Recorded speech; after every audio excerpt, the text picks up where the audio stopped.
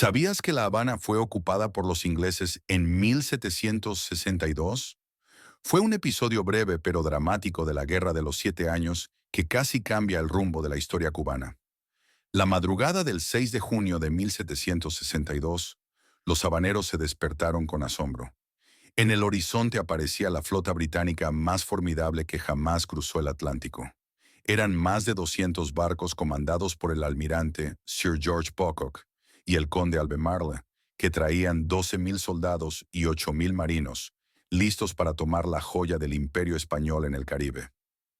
Con la llegada de tan imponente armada, cundió el pánico en la ciudad. «¡Vienen los ingleses!», gritaban algunos, mientras el gobernador español, Juan de Prado, intentaba organizar la defensa. Los británicos bloquearon la bahía con sus navíos y desembarcaron tropas al este de la ciudad, cerca de Cojimar, prácticamente sin resistencia inicial. Su plan era claro: asediar primero el castillo del Morro, la fortaleza clave que guardaba la entrada del puerto, pues una vez tomado el Morro, La Habana tendría que rendirse. Pronto los cañones ingleses comenzaron a bombardear el Morro día y noche. La fortaleza, defendida por unos 700 hombres, soportó la lluvia de balas mientras las tropas británicas cavaban trincheras para acercarse. Dentro del Morro, el capitán de navío Luis Vicente de Velasco comandaba la resistencia española.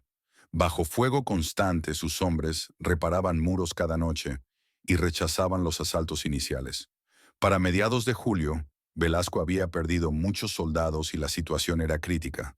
Aún así, cuando el comandante británico le ofreció capitular honrosamente el 24 de julio, Velasco se negó rotundamente. «La cuestión se resolverá por la fuerza de las armas», respondió el español con valentía. Su decisión auguraba una lucha hasta el final. El 30 de julio, los ingleses detonaron una mina bajo las murallas del Morro y lanzaron un asalto masivo. Algunos atacantes lograron escalar la brecha. Velasco corrió a combatirlos cuerpo a cuerpo y fue herido de muerte. Gravemente herido, Velasco fue llevado a la ciudad y falleció el 31 de julio de 1762, tras haber defendido heroicamente su puesto hasta el último aliento. Con el Morro caído en manos británicas, la ciudad de La Habana quedó prácticamente indefensa. Pero la defensa de La Habana no solo estuvo en sus castillos. En el cercano pueblo de Guanabacoa, un líder criollo llamado José Antonio Gómez Bullones, conocido como Pepe Antonio, organizó la resistencia popular. Pepe Antonio, alcalde de Guanabacoa, reclutó a unos 70 hombres, criollos, mulatos e incluso esclavos, y los armó con machetes y viejos fusiles para hostigar al invasor. Se cuenta que, al frente de su tropa, cargó al machete contra los ingleses, anticipando las gestas que un siglo después harían los mambises Máximo Gómez y Antonio Maceo. Entre el 7 y el 13 de junio, sus guerrilleros libraron feroces escaramuzas en la Manigua. Capturaron más de medio centenar de prisioneros ingleses en esos primeros días. Sus golpes audaces elevan la moral de los habaneros y retrasan el avance enemigo en las afueras. Sin embargo, el éxito de Pepe Antonio incomodó a algunos oficiales españoles.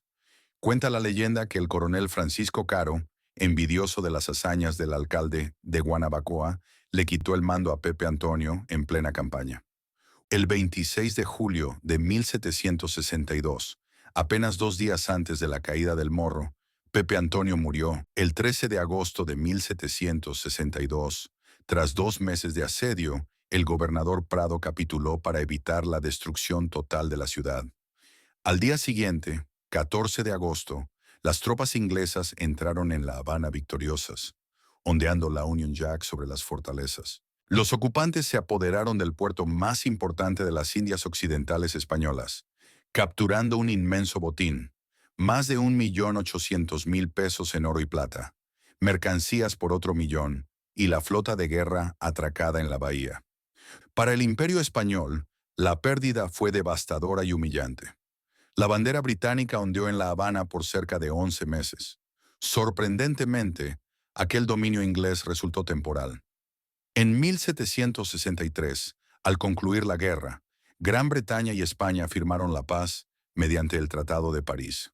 Como parte del acuerdo, Los británicos devolvieron La Habana y toda Cuba a la corona española a cambio de recibir la Florida y otras concesiones territoriales.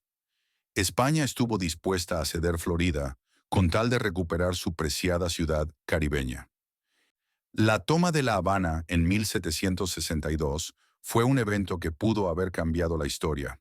Por un lado, reveló las debilidades de las defensas españolas en el Caribe, actuando como catalizador de reformas profundas.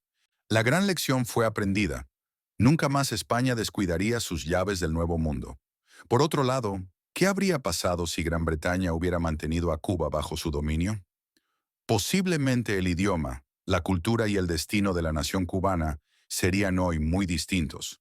La breve ocupación británica dejó huellas. Al final, La Habana de 1762 sobrevivió a su prueba más dura. Aquella mañana de junio, pocos hubieran imaginado que la ciudad resistiría el asedio de la mayor superpotencia naval de la época y que, aun perdiéndola por un tiempo, Cuba seguiría siendo española.